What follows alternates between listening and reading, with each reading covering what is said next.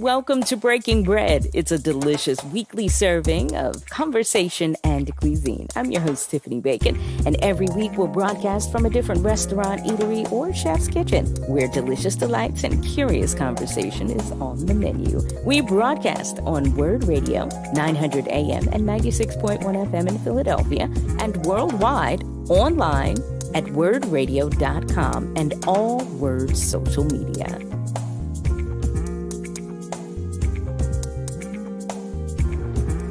And a very good morning to you. Welcome to today's edition of Breaking Bread. I am your host, Tiffany Bacon. Breaking Bread is a show about conversation and cuisine. You know, each and every week I try to find a various restaurant, an eatery, a chef's kitchen, and often a festival, because Philadelphia is a town of festivals. And this weekend, it is the 13th annual BlackStar Film Festival. So today we are in the beautiful Suzanne Roberts Theater right here on the Avenue of the Arts. We're at Broad and Lombard today. It is the site of one of many screenings at the BlackStar Film Festival, and it is my honor and pleasure to speak with two of the directors who are showing their work at the festival. And since, you know, it's a brunch conversation, we're having brunch from Panera today, and we have some awesome sandwiches that our directors will enjoy, and so we want to get right into it. Welcome to both of you. We have joining me today Lori Townsend, who's the director of the documentary film A Mother Apart, and also Ivy McDonald, who along with Ivan McDonald are the directors of Bring Them Home. Welcome to the program today. Thank you for having us. Awesome. Thank you. I mean, this is fantastic. No, thank you all for being here. First and foremost, we have to talk about BlackStar because it is an institution here in Philly, like I mentioned before, 13 years in the making. So why is a festival like this so important for you as a director? And I'll start with you, Lori. What a great question to start with. This festival is important to me because it's the festival that created a safe and soft landing place for me last year when I was finished making the film A Mother Apart. We had just wrapped post-production, and it had been a 6.5-year journey. Wow. With Stacey Ann and her daughter and my producers, and it's, as Ivy and everyone in doc will tell you, it's a journey. It's a long haul, and so I was just feeling so exhausted, and was just looking for a place to celebrate storytelling and celebrate us. And everyone had been telling me, I'm from Toronto, Canada, and so folks around me, including one of my producers, had been telling me, you have to go to BlackStar. It's the Black Sundance, and I don't even think that really describes what happens here. Because I've been to Sundance, and this is something different. Anyway, so I digress. So yeah, I was hearing about BlackStar and had never been, so I decided to, a friend of mine gifted me a flight last year, and I came down on my own, and it was just for me about celebrating film, meeting people, the building of relationships. That's at the heart of what we do in this industry, and I don't think I really had a plan. I guess I could have imagined that my film would be US premiering here a year later, but I wasn't thinking that when I came last year. I was really just coming because I wanted to be around folks who understood what we do, particularly in the world of documentary. And so, yeah, I found that here. I found a community, and it's just an honor and a thrill to be back here a year later with my first feature documentary. That's amazing. Wow, the fact that somebody gifted you a ticket here, which was even more amazing. See? Yeah, I didn't have to do I guess it would have been maybe a 10 or 12-hour drive from Toronto. Woo. My Lord. Yeah, I hopped on a plane. It was my first time in Philly as well, so you know, what a beautiful city. Well, thank you for being here. We appreciate that. Ivy, I need to hear from you. Why is BlackStar important to you as a filmmaker? Yeah, I got connected to BlackStar through Firelight. I was one of their fellows a few years ago, and if you don't mind just explaining for those who don't know what Firelight is. Firelight's a mentorship that helps you kind of shape your film, and it's only for people of color, which I find very rejuvenating, and you're with your peers in order to like create something. But yeah, I was introduced to BlackStar through Firelight, and then actually I'm doing a panel on Sunday, and it's my second time doing a panel for BlackStar. Yes. So I'm very excited to actually be here physically to do the panel. Yeah, BlackStar is, I think any person of color should and really integrate their film into like showing here or something like that. It's a festival for us, and I think they really listen, they really understand what we're trying to do in the world, and so like I think their influence in like what they want to see outside of like, you know, the white media and everything, it's a perfect place to show films and be a part of, and it's cool. I love it. For folks who are checking us out that don't know the process of getting your film shown at BlackStar, can you just run that down for us? I'll start with you, Ivy. Yeah, no, I think,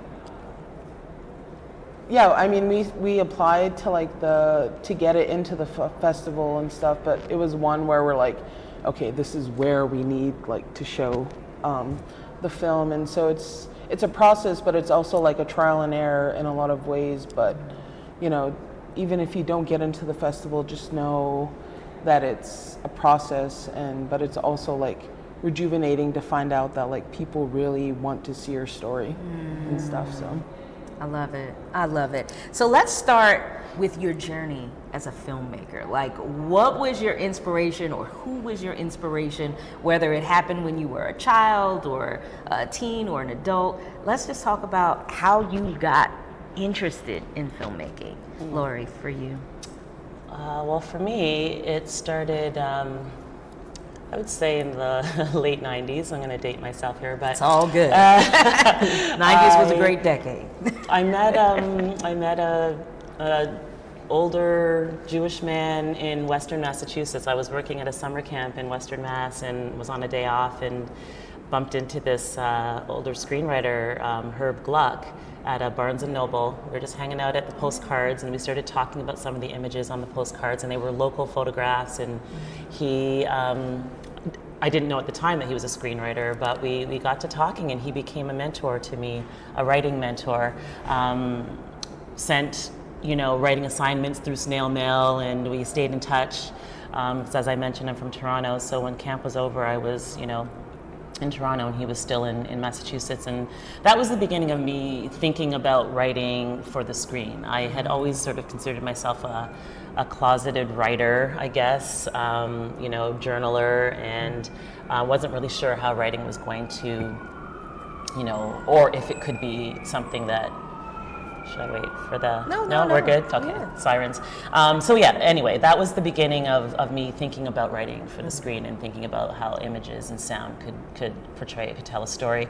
And then I, you know, kind of just put that on the back burner. I became a teacher. I was in the middle school environment for a couple decades, but still, you know, very much wanting to hone that craft of writing, and worked with my students and through the English department, through drama, teaching drama, and running film club for 10 years with middle school students. And so I was always, you know, helping other young people tell their stories, and had my own stories, you know, that were percolating, and that resulted in my first short narrative film in 2011. Story about a young black hockey player based loosely on my brother, Graham Townsend, who's a former NHLer.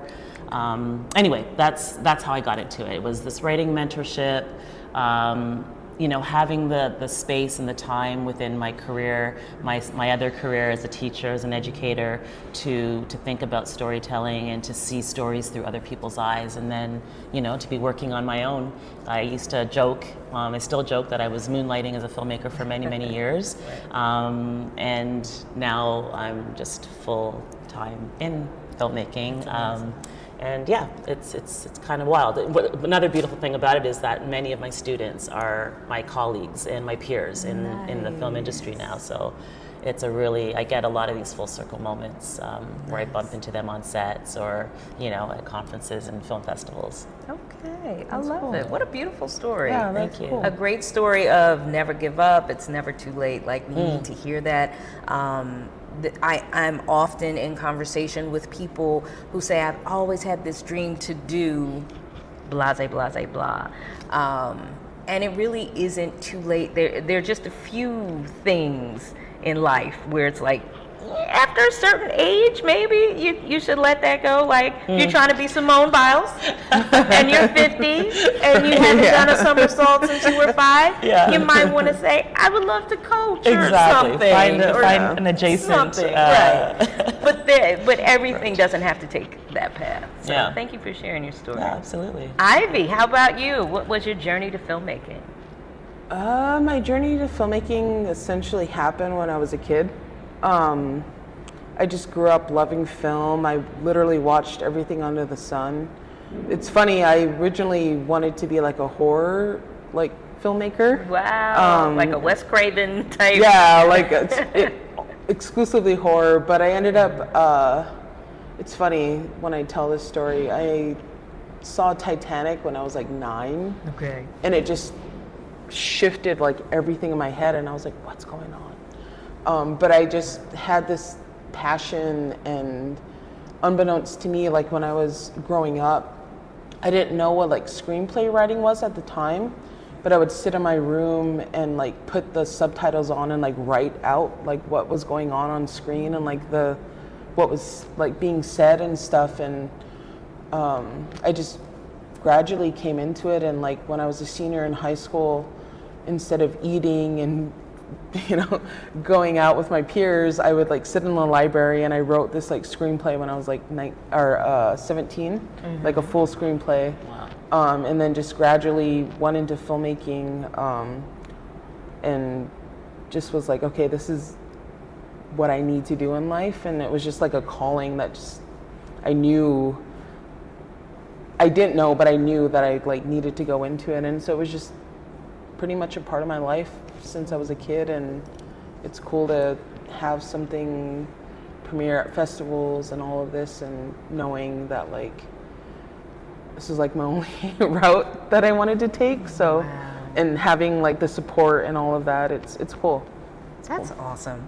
Hey, listen, if you're just tuning in, this is Breaking Bread on WURD, Progressive Black Talk Media. I am your host, Tiffany Bacon. I'm here with 2 amazing directors. They are showing their films at the BlackStar Film Festival, which is in its 13th year. Joining me is Lori Townsend, the director of A Mother Apart, and Ivy McDonald, one of the directors of Bring Them Home. Our lunch today is from Panera, so I need for you to take a bite of your sandwich because it's Breaking Bread. We got to talk about the bread too. You got to do the whole like weird but thing. Tiffany, why is it the messiest sandwich ever? What are you trying to do to me? Because listen, when we have brunch, we're not always pretty when we eat brunch. Pretty, if the food is good, sometimes we're a little messy. It's all right. So what is that? What is that you have today? It's feta cheese, red onions and tomato, and lettuce. Oh my goodness, and red peppers. Even like the bread looks like it's tomato based or something. I think the bread is a tomato. It's lovely. It's got like seasoning in the bread. So, okay. Oh, okay. Breaking seasoned bread. Wow. Got some music in the background, so we're going to work that out. But one of the best things that I love about doing this particular show is that we're able to eat while we chat. And the thing about brunch is that anytime you go have brunch, you usually have a great conversation, unless you're just sitting there with somebody who just doesn't like to talk. Then it's like, why have brunch? But if you don't want to talk, why have brunch? So briefly, let's go into some of your like best brunch experiences. Like, where were you and what was the conversation like? You don't have to reveal it. I'm not asking for any tea. But what was the conversation like, and what type restaurant were you at? Do you have one that, a few brunches recently? I guess I have one that pops out. It was something, I used to live in Missoula, Montana, and there was a brunch that I went to with a friend, and we had the conversation about just essentially like what are the most beautiful dogs in the world, because we're both dog people. Yes. And so we just sat there for like 2 hours just talking about like what's the most beautiful dog. And it's funny, I have a dog now that's like my own, and I didn't know this was like a breed before.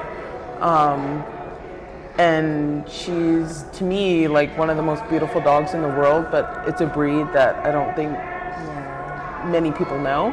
And so she's an Idaho Shag, and she's gorgeous. Oh. She's gorgeous. So it was about dogs and brunch. Oh, I love it. I love it. So cute. How about you, Lori? I'm trying to look up the spot because I don't want to get it wrong. Because the folks in Brooklyn will just, they'll be upset. Do you know the spot? Okay, so what is it? One of our producers, Miss Kayla J, is with us today. What is the She spot? always said, I know the spot. So, okay, I need to find out about the spot. Well, can we put it in the show What notes? does it start with? No, it's not Angel of Harlem. Interesting. Oh my goodness. I think is it one word? I can't believe it's not even coming up. Peaches. Peaches. It's Peaches. Peaches. I think there are a couple locations, but this In Peaches, Brooklyn. yeah. Oh my God. Stacey Ann Chin, who is the center of our doc, she took me there for brunch on one of our later shoots, and we sat there, and Stacey Ann in her sort of like casual, like she always puts her legs up on a bench and like folds herself in, and we got comfortable and we just sat and had like the best bacon and the best sorry about you vegans out there. We talked about moms. I know that it's a little on brand for the film that I've got here, but there's been a lot happening in the life of in my mom. I just lost my mom in November, and I was her caregiver over the last 3 years of making this film. So I was making this film about motherhood, kind of grieving my own mothering journey, because I at one point thought I wanted to be a mom, and that didn't work out. And here I was making this film about this phenomenal mother. And so we had a lot of conversations about our mothers, both Jamaican, mothers, and That's one brunch that stands out, and it just happens to be that it's connected to this beautiful film that we have. Well, what an awesome exit onto the highway of talking about your films. You are the director of the film A Mother Apart. Tell us what it's about. The short answer is it's about the complexity of mothering and the